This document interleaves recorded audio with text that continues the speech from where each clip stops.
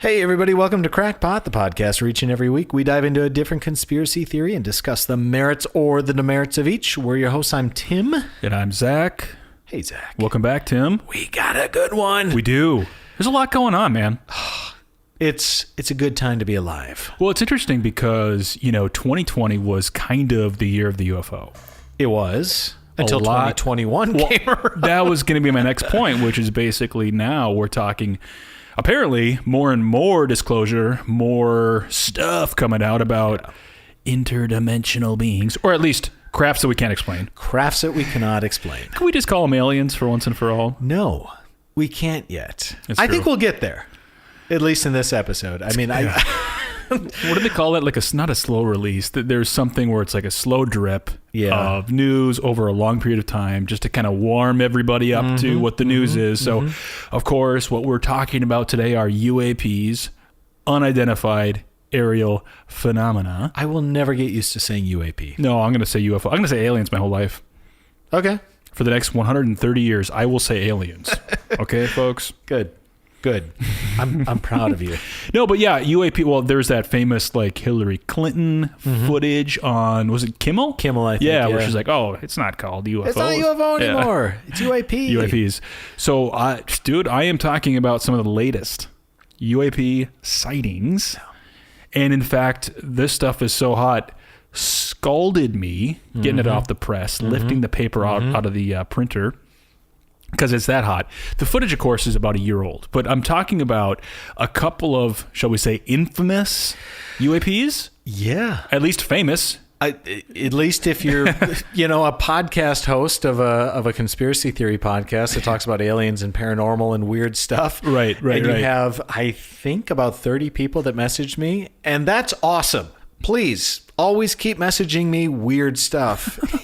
But it's like, have you seen this? Have you seen this? Like, yes, I have, and also thank you. Yeah, so let me break down what happened, because this happened. At least the disclosure of this was very recent. It was like a week or so ago at the time of recording. At the time of recording, yes. So the Pentagon last week at time of recording confirms. So this would have been mid-April, basically, and they confirmed the authenticity of a leaked video and cell phone images of what appear to be UFOs. Yeah, and by appear to be, I mean actually are UFOs or UAPs. Unidentified aerial phenomenon. You cannot explain these, and that's because A, they don't look like anything that we know about today in terms of actual crafts. Also, B, they were performing maneuvers that at this point in time, at least in terms of our technology today, aren't really possible. So there's a lot of weird stuff going on. And so if you haven't seen these videos, I don't know if I can get them up on the YouTube, or maybe we'll try to link to them in the show notes or something like that. But go out and look at them. I mean, if you're listening to this, you owe it to yourself, and I assume you probably already have. So we could just keep going with that. But I think one of the phenomenal things about these, as opposed to like the Nimitz Tic Tac and stuff like that, that was like, that could have been anything, Yes and no. Well, okay. To me, who has never flown in a fighter jet or, studied radar navigation systems on a fighter jet, it's like, sure. Here's a white dot and a bunch of other things. And it's like, they're like, whoa, look at that crazy thing. What's it doing? Yeah. And it's like, okay, I guess that's cool. I mean, it is cool. Don't get me wrong. But it's like, this is a video. Describe for the listeners what it looks like, Zach. I'll get there in a second, actually. Okay. So I will say, so this was really kind of leaked and or published by Jeremy Corbell, yes, good friend of the show, actually, believe it or not, truly is, and George Knapp, of course, the famous news reporter out in Las Vegas. And they published the video and these images. You can find them on Instagram. And the Department of Defense confirmed these images to be authentic. So it's not just Jeremy and George, trying to get some publicity for their movies or whatever, right? Right. And in fact, Susan Go of the Department of Defense said, I can confirm, by the way, this is a direct quote, I can confirm that the referenced photos and videos were taken by Navy personnel, and the UAPTF, Unidentified Aerial Phenomena Task Force, has included these incidents in their ongoing examination. So kind of a lot to unpack there, but let's just start with the fact that these are authentic images. They confirmed them. They're confirmed. They're like not hiding anything here. Holy crap. I mean, according to Project Blue Book, like there hasn't been any sort of UFO since 1966. And then all of a sudden it's like, oh no, just kidding. There's some weird stuff going on up in the sky. We have no idea what it is. But the fact that they confirmed it, they didn't have to say anything. Like for as, famous in the community as George Knapp and Jeremy Corbell are, like, the average people on the street don't know who they are. True. They didn't have to say anything. Yeah, they could have just said, well, yeah, we're still investigating. Or and just left they it at didn't that. have to say Or say nothing. anything. Exactly right. But they confirmed it. So let's talk about what was put out there, kind of how this all works. And it actually relates to two separate events. So in March of 2019, an F-18 pilot used his cell phone to take images of 3 different UAPs off the coast, off the East Coast in Oceania. And I'll say, to begin with, what's important here is this is actually restricted airspace. Oh, okay. So nobody should be flying there to begin with, unless it's like the U.S. military. Sure. Yeah. And what was captured in these cell phone images are 3 different types of crafts. And they are lovingly referred to as the Acorn, because it kind of looks like an acorn, except that it's like shiny. Yeah. So the shape of it's very peculiar. Uh-huh. The next one is referred to as the metallic blimp. I've also heard it called the metallic blimp with payload. Oh, I've heard of that one as the Batman. Oh, that's... It kind of looks like a Batman symbol, kind of. Okay. But or maybe I'm thinking of a different one. You're thinking... Yeah. I think that's the acorn. Okay, you're right. Yeah, because it has that curvature near the top. Yes. And then the last one is the white sphere. So you've got 3 distinct shapes, like the acorn / Batman. You've got this blimp-looking thing, and then a white sphere. So basically, just to recap real quickly, in the first series of events, right, they captured those 3 objects, the acorn, the blimp, and the sphere. And then, of course, we'll fast forward here in a little bit to the video footage, which is more like a pyramid, acorn-looking thing, which is creepy. Dude, it looks like it's a pyramid. It's a floating UFO pyramid. Yeah, it is. So a couple of things stuck out to me here. Can we just stop and talk about the fact that, like, we have on video acknowledged by the United States military that there are floating pyramids over restricted airspace. Well, and I would say, like, these are not drone-looking things. These are, like, they're huge crafts that are buzzing around in the skies. Now, I want to say, Tim, because the shape of these reminded me about shapes that have been brought up in previous episodes that we've covered. Oh, go on. So I want to talk about this because the blimp, the metallic blimp. Yes. This reminds me of exactly what came up during the Battle of LA show. If you remember, what did they think they saw? They thought they saw some sort of blimp. Right. And that was like, that's weird. Yeah, and we're like, oh, it's a Zeppelin. Oh, it's a weather balloon. Oh, it's something. I think I'm on the record as saying it was a weather balloon. Correct. Now, let me pivot for a second. That'll come back. Yeah. So because this is restricted airspace, it has been confirmed that the U.S. did not have any other craft up there at the time. So there were no weather balloons in the area. Yes. There were no known military operations happening. So therefore, they can rule out that stuff. And what you're left with is creepy looking crafts, which is maybe the show title. Oh, but okay. So that was totally unique. Now, what also really stood out to me, now a topic we have not covered, but we have to cover, is the Terry Lovelace incident at Devil's Den. Devil's Den. And the audio of him speaking to what happened is so unbelievably compelling. Basically, to make a long story short, he's an attorney that was a military personnel. Retired attorney now. Yep. Military personnel at the time in the late 70s, 77, 78, who experienced a UFO abduction, an alien abduction. And what he said he saw was a pyramid-like craft that descended down, was a huge structure, almost like an office building, but in the shape of a pyramid. I remember him saying it was the size of an office building. I don't remember him saying it was a pyramid shape. Yeah. That's wild. So to see these reports, see the footage, see the images, and I'm like, oh, this is consistent with other, UAPs that have been spotted and things that we've talked about. Yeah. Which makes it all the more haunting, because it was almost like, if these were totally different than what we've seen or had heard of or whatever before, it might be like, that's peculiar. But this is consistent with other sightings that typically occur. Yeah. And it is so, I'm at a loss for words. It's just, this is groundbreaking. This is just for decades and decades.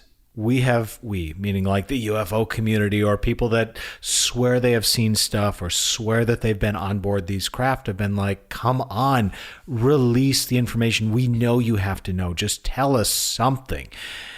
And now it's happening. No, it's happening. It's happening in real time. And what it makes us do now is go back and re-examine all those previous UFO encounters and previous UFO stories, and we can't. I'm certain we can explain away some of them. Just because something looks weird in the sky doesn't mean it's a extraterrestrial craft or something like that. But the Terry Lovelace stories, the Barney and Betty Hill stories, all these things, we can no longer say swamp gas, Jupiter, the full moon, whatever, a drone, a blimp, who knows? Because we know that there is weird stuff up in the sky. So I don't know. Are we going to be able to post this video clip to the video on YouTube, or do we just have to post it to Instagram? Because I want people to see the video I'll try. too. I'll try. Okay. Yeah. So to kind of elaborate on the point that you brought up too, which is, this is clearly not swamp gas, right? If you watch the video, and we'll try to cut to it now if we can for the actual show. Going to cut to that right now.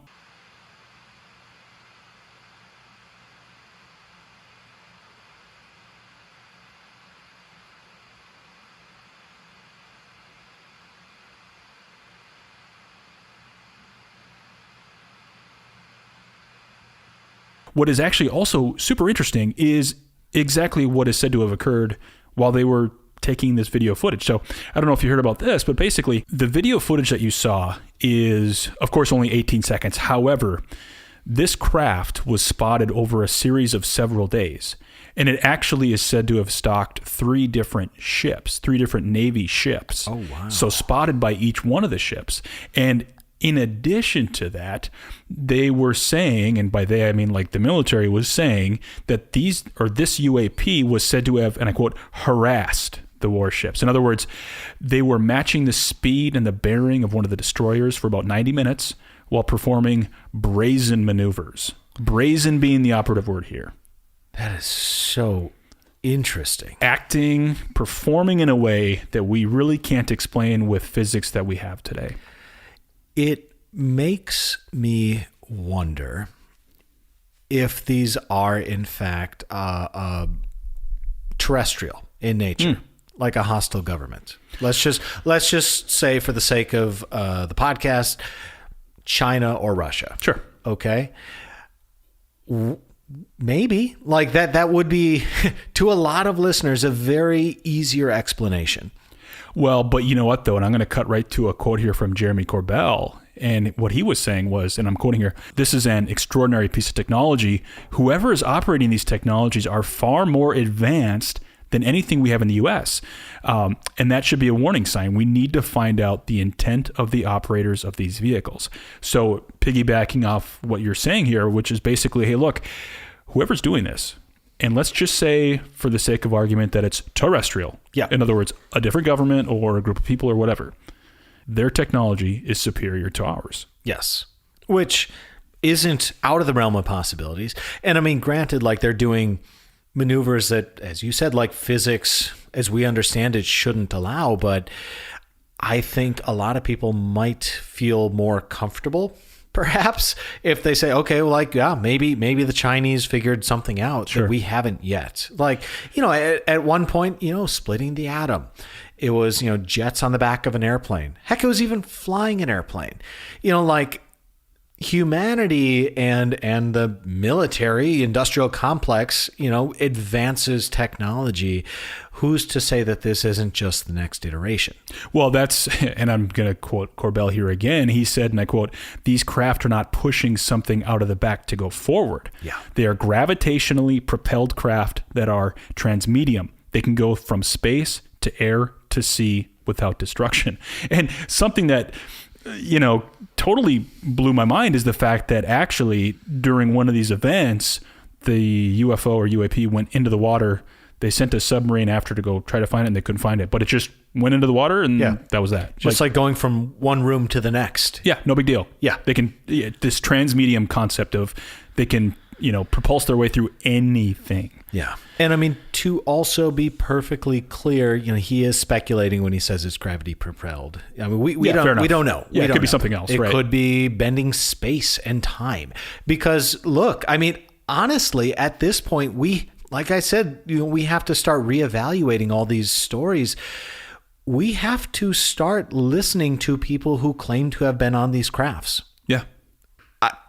As crazy as that sounds, there are scores and hundreds of people who say, just very credible witnesses, just normal, average, everyday people who aren't trying to make a buck, who aren't trying to sell a book or a movie, who say, yeah, I was taken out of my bed. I was taken onto a craft and it went to a place, or they did XYZ to me.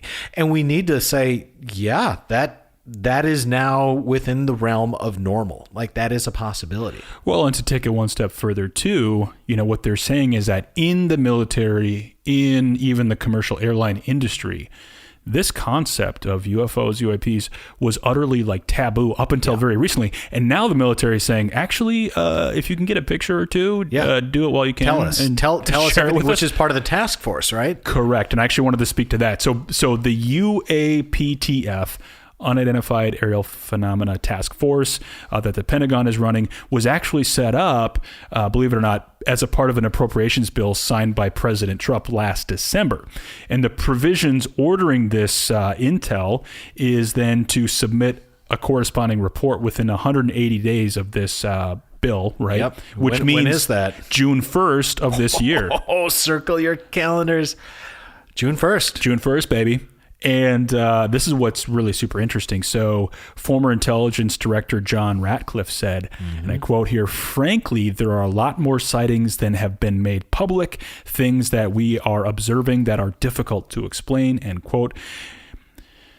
He said further, "We are talking about objects that have been seen by the Navy and Air Force pilots or have been picked up by satellite imagery and frankly engage in actions that are difficult to explain, movements that are hard to replicate, that we don't have the technology for, or traveling at speeds that exceed the sound barrier without a sonic boom." So it's like they can't explain this stuff. They're doing a full-on report about it, and we're going to learn much more.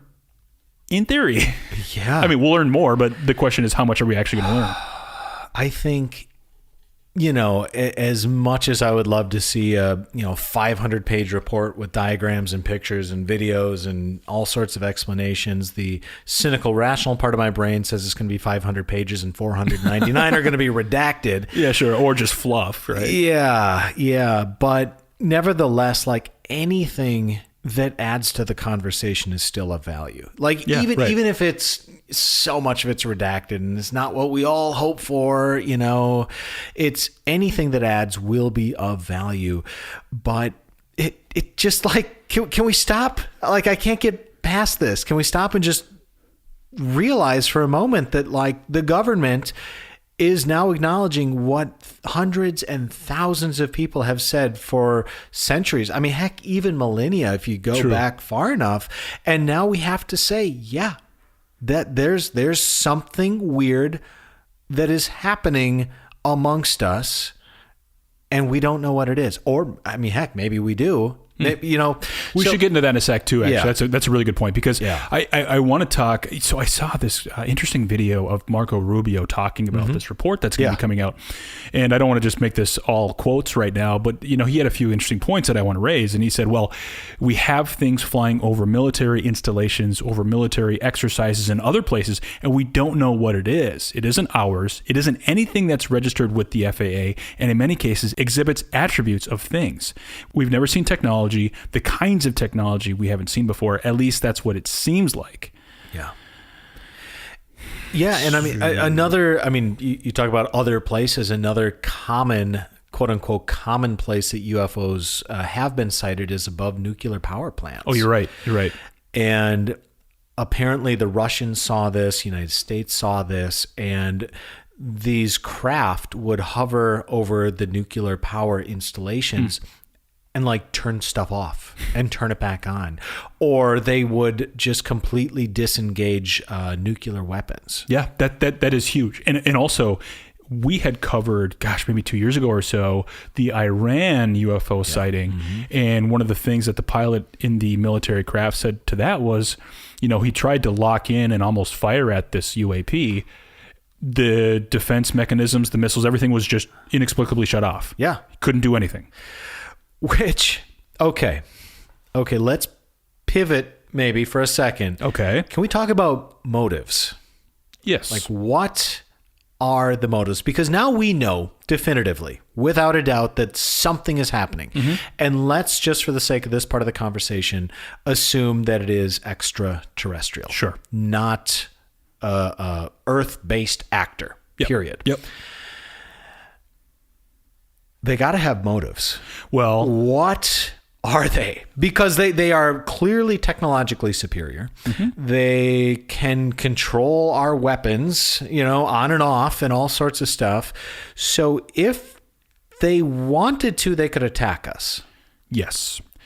And they haven't. Good point. Which makes me assume that they are not necessarily, or at least not now, hostile. I want to believe that, at least, because if they were hostile, there's nothing we could do. I'm 100% with you. I guess to draw an analogy or parallel with the human race, what are we doing right now? We're flying drones up on Mars, or a drone, I should say. Yeah. For what purpose? To run recon missions, to do it for the sake of doing it, and to master that capability. Okay. So to answer the question that I think you were basically going to ask is, what's the motive? Why are they doing this? I would say it's probably not unlike what we're doing up on Mars right now, which is basically running a recon mission. Sure. Now, I saw gathering information. Gathering information, exactly right. So I saw, there are theories that these are unmanned craft. Yes. Which makes sense because... Unmanned meaning there's not a living being inside of them. Correct. I guess probably not the correct terms anymore. I don't even know what alien drones, if Yeah, you will, yeah. right? So if that's the case, then maybe they're doing the same things that we're doing on a different planet as we speak. Sure. If not that, then something more sinister. Well, okay. So I like that idea. They're gathering data, they're collecting information, they're reporting it back to something or someone somewhere. That being said, there are countless cases of people being taken on board these craft and interacting with living beings. You have the small grays, you have the tall grays, you have the reptilians, the insectoids, the Nordics. I mean, there's, I say it kind of tongue in cheek, like all these different races of aliens or whatever terminology you want to use. But like when you have hundreds of credible witnesses that are seeing these same things in different times and places and continents, and they're all basically reporting the same stuff. It's like, okay, so some of these craft that are coming might not be unmanned. Some of these craft that are coming might actually be manned. And if they are coming and interacting with us, what are they doing? Well, you look to these people's accounts and they're doing like experiments. They're taking skin samples. They're implanting things. Like, I know it's kind of hard to talk about, but like this is the next logical step. So if we admit that there's craft, then we have to talk about all the sightings. And if we talk about all the sightings, we need to talk about credible witnesses. And if you talk about credible witnesses, you need to take into account what they say was happening. It's like, are they coming and implanting us? Are they coming and doing like fertility tests and like genetic engineering? Like if you go back and you talk about the ancient alien sort of stuff, have they been interacting with us for centuries and millennia and potentially manipulating our genetics to do a certain thing in a certain way? It's like, this is as crazy as it sounds. Like, this is now all on the table as far as I'm concerned. No, it's absolutely true. You're exactly right. So it does certainly lend credence to every single UFO report that's been filed, at least to some degree, or a large percentage of them. Or at least you can't dismiss everything completely outright and say, well, you were just making it up. Yeah, exactly. You were just, who knows? Your tricks of, eyes are playing tricks on you. Exactly right. Now, I will say, before we get too excited, before we start feeling super optimistic about everything, Okay. to go back to Marco Rubio and what he said, well, first, I'm not sure they're going to come in on time, to be honest with you, because they miss a lot of deadlines, the government on these sorts of things, but we'll get a report on it at some point. Second, I don't know if we're going to know what it means. I'm not sure that by June 1st, they'll have reached a hard conclusion about what they're dealing with. Okay. And so therefore you can draw the conclusion there may be more questions than answers, even after we get the report. Oh, there will always be more questions than answers. I mean, until we're part of the Intergalactic Federation, and sitting at the table and like figuring out, what everyone is doing. Like we're always going to have Space Force. Yeah. I'm seriously. No, it's true. It's true. Okay. But let's for a moment. Okay. Let's go back. Do you think part of this is smoke and mirrors? No. That the government maybe actually knows what's going on? No. But they're playing this bluff game to be like, we're just as confused as everyone else. Oh, Not what's for a going second. on? No, why not?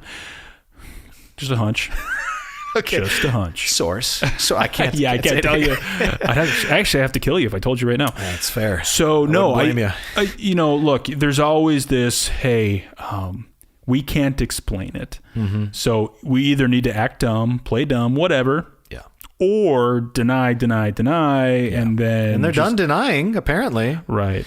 Okay, what about this? And I think I already know your answer. Because this is a theory that's out there. Like the Navy, the Pentagon, whoever else, they are all being truthful when they say, we don't know what this is. This is crazy. It's harassing our ships. It's doing maneuvers we can't explain. Yeah. They're telling the truth. They can't explain it. But there is part of the government that has developed this technology that does not want to release it to anyone else because that would be tipping our hand. And as soon as we have that technology, then all of our adversaries will start racing to meet that technology as well.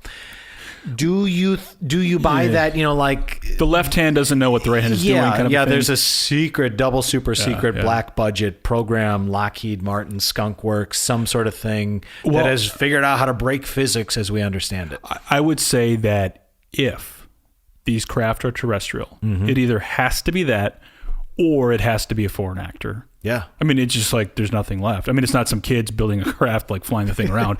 It's like either there's some super secret, Skunk Works type program or something that's building these and they can't tell anybody.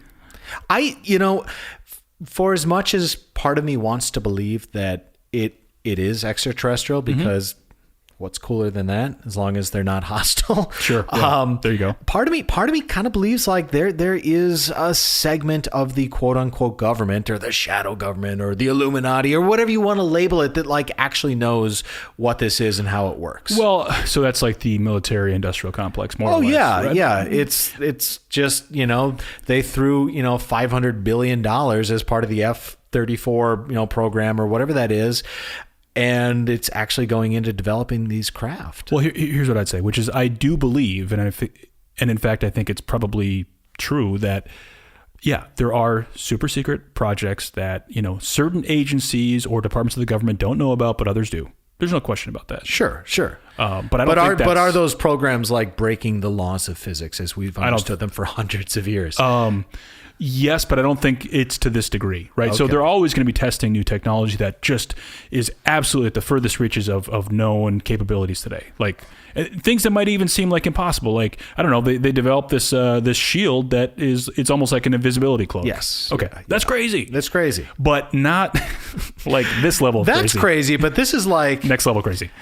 It really is. I mean, if we knew how to harness that technology, it's like... energy crisis gone. Well, we would just do it. Like Boeing would have patented this and we wouldn't get into giant flying metal tubes. We would just get into our little, floating, hovering pyramid and we would go and visit Grandma and Grandpa on the weekends, 500 miles away and be there in like, 5 seconds? Yeah. So like we would do it. Yeah. I don't know, man. It is so fascinating. Well, do you think we're going to learn much when the report comes out? I think we'll all be disappointed. Yes. And then we'll take a few deep breaths and a couple steps back and we'll be like, okay, fine. This is something we can work with. Because as I've alluded to and like hit you over the head with over and over, it's like this opens up so much else. True. And even though a lot of that will still be speculation, you can't dismiss it right offhand. That's right. Anymore, That's right. ever again. No, I mean, this is the credibility I think everybody's been looking for to say, hey, there aren't a bunch of wackos out there with tinfoil hats lying about this stuff. Or some other, natural or maybe phenomenon. they are, but also There are some real ones too. there are some very real ones, and they're so real we're like freaked out. Yeah. In fact, some of our own military personnel are telling us these same stories. So it's absolutely wild. Okay, so in that same vein, let's talk about something we talked about, I don't even know when, a while back. Give it a little bit more depth here. Do you remember when we talked about the Black Knight satellite? That was a long time ago. That was like 3 years ago, wasn't it? That was like a grab bag like 3 years ago, somewhere back there. All I remember is, isn't there just some like shadow satellite floating around up there or something like that? So, okay, yes, there's a NASA photo of what they say is a tarp, like a thermal tarp that floated away, and then they got a picture of it, and some people claim it's this alien satellite that's hovering over the Earth. NASA says that'd be cool, but actually it's just like a space It's tarp. a space blanket. It's a space blanket That's what that they said it flew was. away. Yeah. Like the people after a run, a marathon, wear those or a natural disaster. That's Exactly. right. Okay. The idea of this Black Knight satellite goes back a long time before that photo came out. Okay. That was I had no just idea. the photo. That was the smoking gun kind of thing. So the very broad idea of what the Black Knight satellite is or was, or I guess is this extraterrestrial satellite that has been orbiting Earth or just stationary above Earth at the northern polar hemisphere, that's been collecting data and transmitting data back to something somewhere for over 10,000 years. 10,000? Yeah. It's like an ancient alien satellite that's just been up there monitoring humanity. I believe it. 110%. Well, like I said, we also have to start, looking at some of this stuff a little bit closer. It's an oddly specific number of years, too. It totally is. 10,000? 13,000. 13. That's even more weird. They say 13,420 years. No, it's whoever they, and well, I guess I know who they is, but I cannot for the life of me figure out how they came up with that number. But that's what they say. Carbon dating. Can't carbon date a rock. There's a callback for you. Thank you. But of course, like any good conspiracy, NASA is covering the whole thing up. And they know all about it because they've been up there, and I'm sure the Russians and the Indians and the Chinese and everyone else who has launched a satellite up there knows all about this, but they're all being hush-hush because holy smokes, like, what would humanity think if there's this 13,000-year-old satellite that's been... Smart move, yeah. Right? Exactly. Yeah. Got to cover that up. We'll talk about the UAPs, but not the Black Knight satellite. That one, too creepy. Even though we can explain it, it just sits there. Yeah, exactly. It acts as a radio transmitter. Okay, so this idea of the Black Knight satellite, also, by the way, wicked cool name. Oh, yeah. Great movie, too. Is it? I mean, it's a Batman great joke. movie title. I'm like, Yeah. okay. A Black Knight Batman satellite? Yes. Okay, I'm with you now. Thank you. This idea, as far as I can trace it back, got its legs with none other than Nikola Tesla. No way. You can always tie something back to Nikola Tesla. Oh, that's wild. Right? That's Yeah. wild. Okay. So 1899, Mr. Tesla is doing radio experiments because he's Tesla and he does cool experiments, right? And he's shooting stuff out and he's listening and he starts hearing these repeating sounds. And he's like, sorry, what? Yeah, no kidding. Like, do you hear this? Because I hear this. It's supposed to be quiet out there. You're right. But it's not just like static or buzzing or anything. It's like a very distinct repeating sound. So he's like, clearly this is intelligent. Okay. Clearly it's aliens. Yeah, yeah. And at the time, like, I don't want to say like it was commonly understood, but there was this common understanding among some people that there were these canals on Mars, and that's where like the Martians lived and like they commerce and all sorts of good stuff. I mean, we can now trace it back now to very definitive and logical explanations of geological formations over, millions of years, probably on a different planet. But, we have the foresight of like landing on there and of course, flying drones around it. There's no Mars face, right? There's no Mars face. As sad as it is for me to say that. Anyway, so he kind of put two and two together and he's like, oh yeah, it's the Martians. Like I am hearing the Martians. And then, this canal idea kind of, came out of vogue and more people picked it up and they're like, okay, well, what he was hearing and what, anyone can replicate this and hear the sounds. What we are hearing is actually this satellite that is extraterrestrial that's orbiting the Earth. Do you know how they came to that conclusion by chance? I mean, is it just based on how they're angling, their listening devices and all that kind of stuff? I mean, do you know? No, not really. Yeah, because that's a gigantic leap to go from like we're hearing something to it must be this satellite. Oh, it's a satellite. It's 13,000 years old. Did they even have the word satellite back then? Sure, it's a satellite.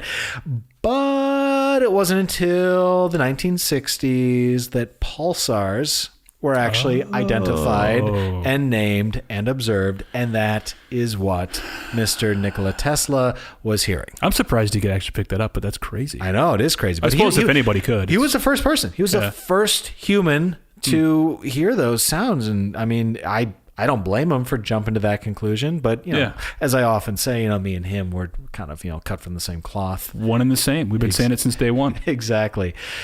So that was the 60s when they basically ID'd that. But before that, in 1954, there was a UFO researcher by the name of Donald Keyhoe. He was an author, researcher, so on and so forth. He claimed that the United States Air Force had found two satellites that were orbiting the Earth, one on each polar hemisphere. They were stationary. They were doing this. So it kind of fed into this Tesla idea that he basically propagated and then other people picked up. But even the idea of these satellites orbiting the Earth in 1954, I mean, Sputnik wasn't launched until 1957. So I'm not saying it was a foreign concept, but it was like, okay, I mean, maybe. Right. And we joke about, UFO researchers and, what does that mean necessarily? But hey, I don't know. Some people gave what he said some credibility. So it gained some more traction. It got some more legs. In the 1960s, and I was not able to confirm this, so potentially take this with a grain of salt. Oh, okay. Yeah. Well, weird. The U.S. Navy said to have found a dark object in low orbit, basically. Okay. And they thought it was a Soviet spy satellite. And then later they said it was actually an old U.S. satellite that had gone astray, just knocked out of orbit, out of commission. They had forgotten about it. Just space junk, basically. Sure. And there's a ton of it up there, too. Well, there is. And that, okay, so not to go too much on a side tangent, but like the whole idea of space debris and space junk, it's actually a very complex diplomatic sticky point, because who monitors it, and also who would clean it up. And if you were the power in charge of cleaning up the space junk, it would be very easy to just, we nudged the Russian spy satellite just a bit out of order, or we disabled it, or we captured it, or whatever it might be. So because it is so hard diplomatically to figure out what to do with the space junk, there is a lot of space junk up there. I mean, it's actually a real problem. Well, it's dangerous, and they say it's not the big stuff that'll get you; it's the little stuff. So it's like the nuts and bolts flying around up there from different space missions, because they can't see that stuff on satellite or can't pick it up. And it just rips through who knows what. Puts a hole in a wing or something, or a windshield. Exactly. So anyway, allegedly the Navy said they found a dark object. Then they said it was an old satellite gone astray. But people who heard that said, "Oh, we know what they found. We know exactly what they found. They found the Black Knight satellite." Dude, you got a Black Knight satellite. then they covered it up. They're like, oh, just kidding. We found something weird, but we know what the weird thing is. It's nothing. Just keep moving. No big deal. 1963, astronaut Gordon Cooper says that he saw a UFO on his 15th orbit in Mercury 9 around the Earth. So you have an astronaut now that's seeing stuff. Yes. This is obviously long before 2021 when we start to have disclosure and so on. So people are like, okay, well, now we have an astronaut. I mean, who is more credible than an astronaut? Nobody. Literally nobody. Honestly. Their honesty is out of this world. Oh, that was good. So they're like, okay, well, he saw UFO, which means that there could be satellites, which means therefore there's a Black Knight satellite. And then fast forward another 35 years, 1998, the STS-88 is on a space mission, just trying to fix something, and a thermal blanket flies away. They grab a photograph of it, and we'll throw the photograph up here on the YouTube video, and we'll put it on Instagram too. It looks weird. Yeah. It looks weird. It's I don't know. I mean, yeah, it looks like a blanket. It could have got away, but it could also look like you can't exactly tell, distance and perspective and dimensions in, outer space. But so are we coming down here, Tim, on a crackpot first? What's that? Which is you not really thinking it's an alien craft of some sort? It's not a first. It's like a second. Yeah, maybe. It's pretty low. The number's low. It's low. So you're not buying this at all. Okay. Give me your reasoning here. Well, I want to tie this back into the original topic. Okay. So the photograph, Tesla. It was pulsars. It wasn't a satellite. Sure. It wasn't Martians on Mars. Yeah, right? of course. These other things, Donald Kehoe. It's like, maybe. I mean, who knows? Probably not. I mean, the guy was literally making his living selling UFO books. I was going to say, who is this guy even really? Yeah. Right. Well, look, I've read more UFO books than I care to admit, but I've heard of them, but it's like not a credible witness in this regard. Not a credible witness in this regard. Yes, exactly. yes. The U.S. Navy saying they saw something, and then it's like I can easily poke holes in all of these, especially the NASA photograph. Which, by the way, to also now talk out of the other side of my mouth. When NASA uploaded these photos to their newer version of the website, yeah, the links went dead. Oh, sure. They didn't populate. I'm not surprised. And then, someone called them out on it and they came up again. But immediately everyone's like, see? More proof. This was just more What are you proof. trying to hide? And I mean, I'm not going to try to explain that. It's a very weird coincidence. Well, I was actually their website developer. So that probably explains all the dead links in there. That does explain why the links don't work, actually. But okay, so I will definitively poke holes in each and every one of these, including the NASA photograph, because there's a very detailed explanation, and I could talk about 90 minutes of how we know it was actual space debris and a thermal blanket and so on, and it would put all of you to sleep. So just take my word for it. Google it if you want to. I'm sure you can find it out there. Sure. But it was space debris. It was a thermal blanket. So none of these are the Black Knight satellite. Huh. But here we go. But in light of floating pyramids and metallic blimps and tic tacs off the Nimitz, we know that there's craft up there doing weird things that we can't explain. Well, and furthermore, to say that this could potentially be a satellite to monitor human activity after what we just discussed in the first half of the show is not a stretch any longer. It's not. Which is weird to say. Which means that there could actually be a quote unquote Black Knight satellite that's just up there doing something. Yeah. Just hanging out. So I can't definitively say that's a 0% chance. No, it's true. I would maybe, without any other proof, I would put it at a very, a single digit number, but it's possible. I mean, if you go back, if you take these witness accounts all the way back to, some Aboriginal cave paintings in Australia, you talk about the Native American myths and legends, you talk about these paintings from the Middle Ages, these things have probably been interacting with humanity for hundreds, if not thousands of years. Who's to say that there's not something just floating in low orbit doing something? Well, to me, it's almost like, we've seen or we've spotted these UAPs. Mm-hmm. If you think about it, before you even send any craft here, maybe what you do is you send a satellite to monitor things. Well, right. After gathering some information, then send it back. We didn't land a rover and a drone on Mars first. We circled around it a couple times, took pictures. We got atmosphere readings. We studied the topography. We did all sorts of stuff. You don't run until you learn to, crawl, right? Exactly. It's step by step by step. So who knows? What do you think? Well, the images that I've seen of this and the, accounts that you're speaking to really don't indicate any sort of true Black Knight satellite. Mm-hmm. All that being said, I still go back to what I said just a minute ago, which is like, it's very logical that if we're seeing UAPs, there could also be something up there that's actually monitoring us first that was sent a long time ago. Maybe not 10,000, 13,000 years, whatever, but it could be out there. It could.